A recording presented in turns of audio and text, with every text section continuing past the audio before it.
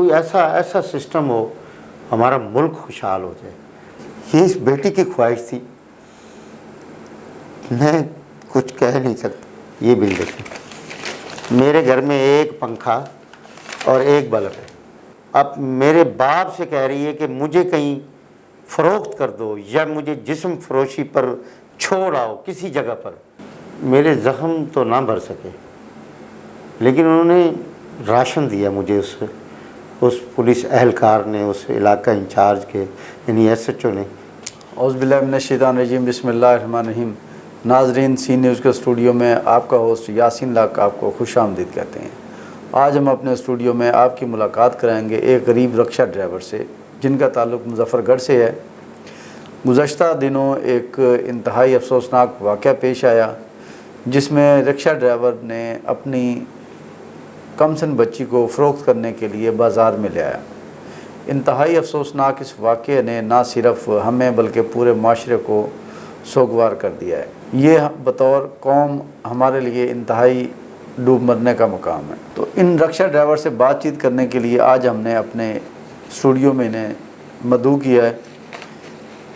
ان کا نام ہے سلیم صاحب, سے ہم آپ کی ملاقات کروائیں گے. ان سے پوچھیں گے معاملات کیا ہیں.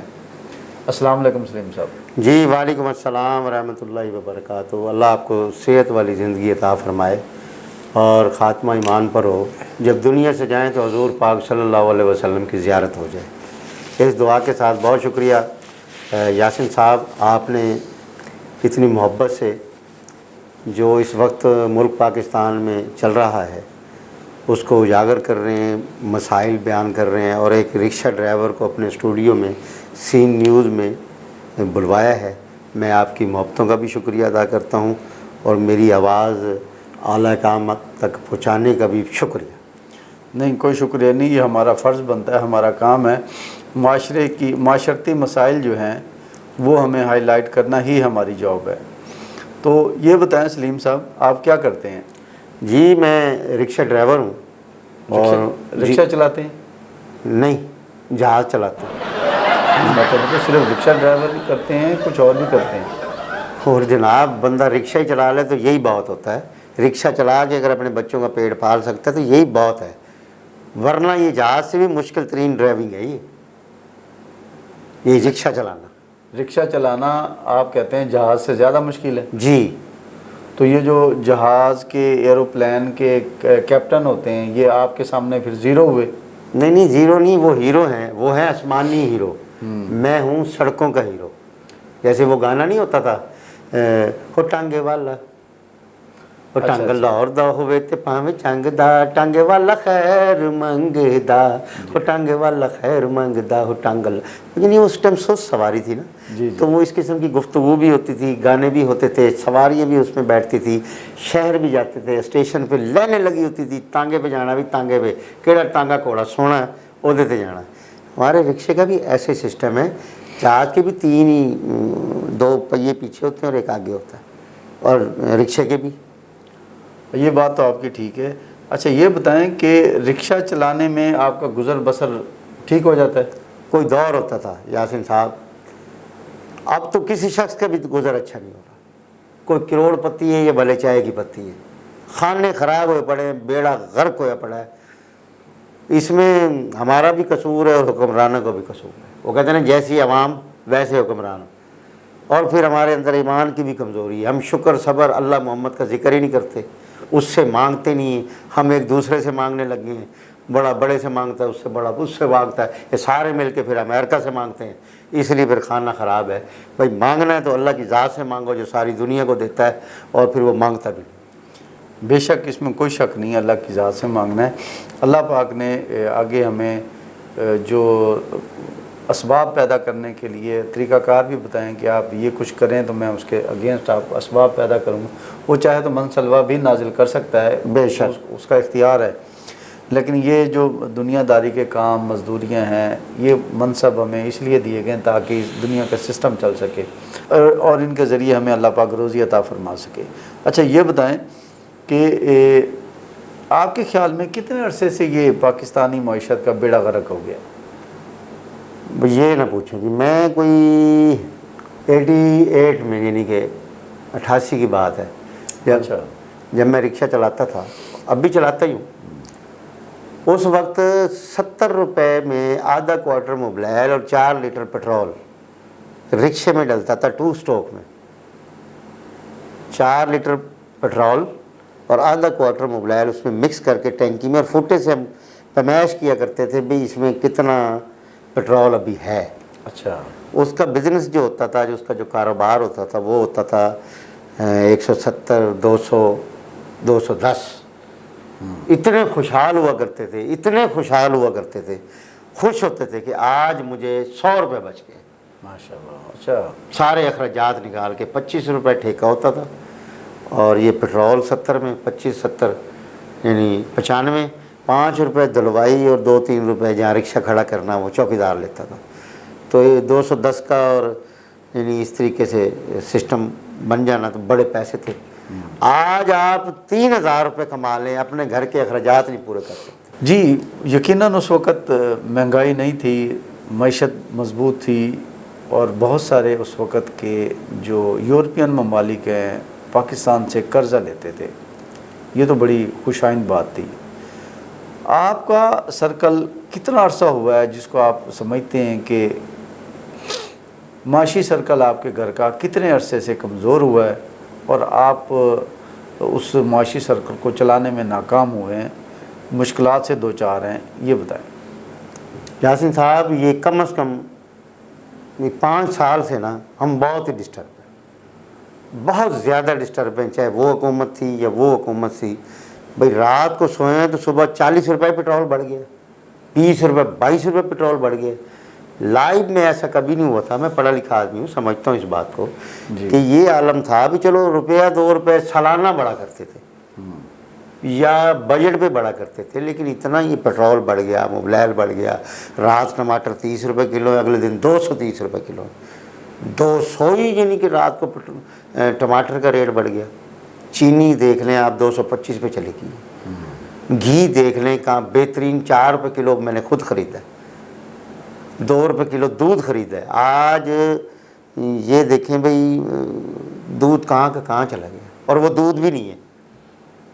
दूध तो खैर नहीं है, दूध भी नहीं है, इतनी महंगाई बढ़ गई है। मैं आपको, लोग खुदकुशी करने पर मजबूर हो गए हैं। मैंने अपनी सारी घर की चीज़ें जो जहेज़ में मेरे ससुराल ने मुझे दी, कभी मैंने टेबल बेच दी, कभी बेड बेच दिया, बीवी के कपड़े बेच दिए, अपनी शेरवानी बेच दी, कुल्ला बेच दिया, भी किसी तरीके से घर का सर्कल चल सके। इवेंट के अगले दिन मैं खुदकुशी कर रहा था।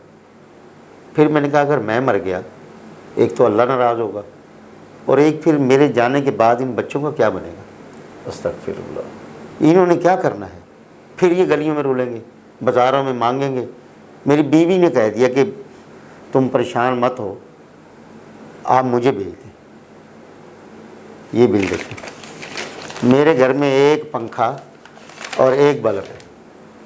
ये बिल देखें, 41,000 रुपये। कौन सी मैं वहाँ खराज मशीन चला रहा हूँ, क्या करूं। नाजरीन, इंतहाई अफसोसनाक अमल है। एक 2 मरले के घर में आप कौन सी इंडस्ट्री या कौन सा चिलर लगा सकते हैं जिसका 41,000 बिल। तो ये असल बात की तरफ हम आएँ। ये जो बेटी बेचने वाला वकूआ हुआ, बहुत ही सैड वकूआ है, इंतहाई अफसोसनाक है। ये आपके जहन में कैसे आया और ये वकूआ पेश करने की नौबत क्यों पेश आई? यासीन साहब, ये मोहब्बत है औलाद की, बीवी की, वालिदैन की। बच्चे भी तो घर में रहते हैं। जी बिल्कुल। जब उन्होंने देखा कि मेरा बाप इस महंगाई की घुटन में आकर, इस महंगाई की वजह से खुदकशी करने पर मजबूर हो गया है, मेरी माँ अब मेरे बाप से कह रही है कि मुझे कहीं फ़रोख्त कर दो या मुझे जिस्म फरोशी पर छोड़ आओ किसी जगह पर, अपने घर का सर्कल, खुदकशी मत करो। तो बेटी ने कहा कि मैं तो अभी बच्ची हूँ, मेरी 10-12 साल उम्र है, आप बड़े हो, आप ऐसा मत करो, आप मेरे वालिदैन हो, मैं आपसे प्यार करती हूँ, मोहब्बत करती हूँ, मुझे किसी सरे बाज़ार में खड़े कर कर मुझे फ़रोख्त कर दो, किसी के घर भेज दो, कहीं भेज दो। आप मुझे बताएं, इंसान जाए तो जाए कहाँ। यासीन साहब, अस्तगफिरुल्लाह अस्तगफिरुल्लाह। ये इस बेटी की ख्वाहिश थी, मैं कुछ कह नहीं सकता। यानी कि आपके घर का सर्कल चलाने, वालदैन का हाथ बटाने और वालदैन की परेशानियां कम करने के लिए इंतहाई कम उम्र बेटी ने खुद को फ़रोख्त करने के लिए पेश कर दिया आपको, लेकिन आप मुझे फ़रोख्त कर दें। बिल्कुल। इससे बड़ी आपके लिए एक औलाद और सनफ नाज़क, इससे बड़ी अपने वालदैन, अपनी फैमिली के लिए और कोई कुर्बानी नहीं दे सकती। मैं ये बताना चाहता हूँ यासीन साहब, लोग बेटियों से नफ़रत करते हैं ना, नहीं, बेटियों से नफ़रत नहीं करनी चाहिए। बेटी अल्लाह की रहमत होती है, बेटी आपके जनाजे की वारिस होती है, बेटी आपकी नस्ल की वारिस होती है, बेटी आपका ख़ानदान बढ़ाती है। हमारे हुज़ूर पाक सल्लल्लाहु अलैहि वसल्लम ने फरमाया है कि जिस शख्स ने अपनी एक बेटी को पढ़ा लिखा कर उसके अपने घर तक पहुंचा दिया तो समझें उस पर जन्नत वाजिब होगी। मैं उसकी ये बात सुनता हूँ और याद करता हूँ, कभी मरता हूँ और कभी जिंदा होता हूँ कि मेरी बेटी ने मुझे क्या कह दिया है, मुझे मर जाना चाहिए, मुझे मर जाना चाहिए। सरेआम बाज़ार में बेटी फ़रोख्त करने का इश्तिहार लगा के आप खड़े थे, पुलिस आई आपको ले गई, तो फिर नेक्स्ट क्या बना आपका? हाँ, ले गई थी। वो मेरे ज़ख्म तो ना भर सके, लेकिन उन्होंने राशन दिया मुझे। उस पुलिस एहलकार ने, उस इलाका इंचार्ज के यानी SHO ने, वो एक हफ़्ता चल गया राशन। हालात तो यूँ कि तू ही खड़े हैं, पेट्रोल महंगा है, जितने पैसे हम कमाते हैं कभी पेट्रोल पे लग जाते हैं, कभी मोबाइल पे, कभी रक्शे की मेंटेनेंस पर, तोड़ बन पर वो लग जाते हैं। मेरे घर के अखराजात नहीं, कोई ऐसा सिस्टम हो हमारा मुल्क खुशहाल हो जाए, गरीब आदमी खुशहाल हो जाए, कम से कम अपना रिज़्क़ के हलाल कमा कर अपने बच्चों को सही तरीके से उनकी परवरिश कर सके, पाल सके। मैं ये अल्लाह काम से और हुकूमतों से कहना चाहता हूँ कि गरीब आदमी का रोज़गार को खुशहाल करें, महंगाई को कम करें। अब जिससे हमको 10 रुपये फालतू मांगते हैं, वो कहते हैं हम तो अभी 80 रुपये दे कर आए हैं, और वो मेरा अखराजात वहाँ 90 रुपये के हैं, पेट्रोल की मद में, मोबाइल की मद में, मेंटेनेंस की मद में, उस रिक्शे की तोड़ बन, टायर धुलाई, वर्कशॉप, मिस्त्री, इस पे भी लोग लड़ पड़ते हैं और नहीं उठाते तो तब मरते हैं। अब वो कबाड़ में रिक्शा बेच दूँ, अब तो कोई ऐसा सिस्टम भी नहीं है। कोई ऐसा सिस्टम कर देना कि गरीब आदमी बरसरे रोज़गार हो जाए। बस ये मैं आपसे रिक्वेस्ट करता हूँ, आपके सीन न्यूज़ की वसासत से आला काम तक मैं ये बात पहुँचाना चाहता हूँ कि गरीब आदमी कहाँ जाए। जी बहुत शुक्रिया सलीम साहब। नाजरीन, हमने मुजफ्फरगढ़ के रहायशी रिक्शा ड्राइवर सलीम से मुलाकात की। नाजरीन, मुल्की मईशत, बैनुल-अक़वामी हालात, हमारे अंदरूनी हालात, एक तरफ हमारे अंदरूनी हालात हम सब के सामने हैं। सोशल मीडिया और दीगर मीडिया तमाम ज़राए से आए रोज़ जो हमें ख़बरें मिलती हैं, सिंध में फ़लाँ वज़ीर के घर से इतने अरब बरामद, फ़लाँ वज़ीर, हैदराबाद में फ़लाँ वज़ीर के घर से इतने अरब बरामद, कराची में फ़लाँ वज़ीर और फ़लाँ डेरे से इतने अरबों बरामद, पंजाब में फ़लाँ वज़ीर फ़लाँ मुशीर के घर से इतने अरब बरामद। तो आज हमारी आंखें पहले भी खुल चुकी थी, ये बतौर सबूत मुख्तलिफ़ एजेंसियों ने जो रेड किए हैं, हमारी आंखें खुल चुकी हैं कि पाकिस्तान और पाकिस्तानी मईशत के कातिल कौन हैं। ये सियासी रहनुमाओं के लिबादे में मौजूद बेशतर जो कारकुन हैं वो इस मुल्क के दुश्मन हैं, वो इस मुल्क की मईशत के दुश्मन हैं, इन जैसे मज़दूरों के दुश्मन हैं, हमारे दुश्मन हैं, आपके दुश्मन हैं। हमें अपने दरमियान मौजूद ऐसी सियासी भेड़ियों को पहचानना होगा, ऐसी सियासी जमातों के वर्कर्स को, उनके रहनुमाओं को, मुख्तलिफ़ पार्टीज़ के सरबराहान को पहचानना होगा, ऐसे भेड़ियों को, और ऐसे भेड़ियों का हमें कला कमा करना होगा। हमें सियासी तौर पर अपने वोट और इस कलम की ताकत से उनको इस मुल्क की भाग दौड़ से दूर रखना होगा, और मौजूदा हुकूमत, आने वाली हुकूमतों को अपने नौजवानों को रोज़गार देना होगा, रोज़गार के वसाइल पैदा करने होंगे, इस मुल्क की इंडस्ट्री को चलाना होगा, इस मुल्क की इंडस्ट्री का पहिया चलाना होगा, ताकि सलीम जैसे बहुत सारे दीगर मज़दूर लोग हलाल की रोज़ी कमाना चाहते हैं, उन्हें हलाल की रोज़ी कमाने का मौका फराहम किया जाए और उस रोज़ी से उनके बच्चों का पेट भर सके, उनका गुज़र बसर हो सके। हुकाम बाला से हमारी पुरज़ोर अपील है, खुदारा गरीब तबके की तरफ देखें जो इस वक्त सिसक सिसक कर भूखा मर रहा है। सफ़ेद पोश तबका गुर्बत की लकीर के करीब पहुंच चुका है। इसके साथ ही आज के प्रोग्राम का वक्त ख़त्म हुआ। नेक्स्ट प्रोग्राम तक के लिए इजाज़त चाहते हैं। अल्लाह हाफिज़।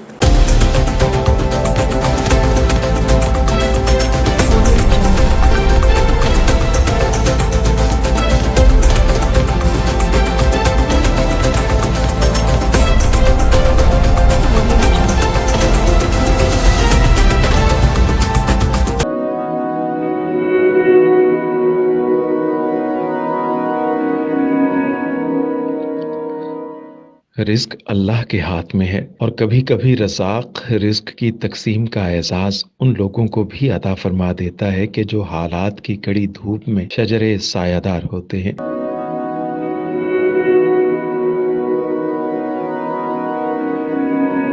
मुल्तान में सुल्तान फाउंडेशन की जानिब से मुख्तलिफ मकामात पर सैकड़ों अफराद के लिए सुल्तान दस्तरखान सजाया जाता है।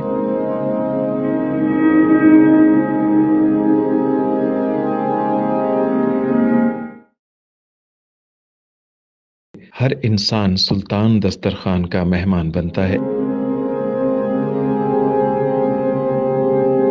बिलाशुबा सुल्तान फाउंडेशन इंसानियत का काबिल फ़ख्र सरमाया है और भले ही ऐसे इदारे हों या अफराद, वो गुर्बत व इफलास के सुलगते सहरा में एहसास की छतरियाँ बनते हैं।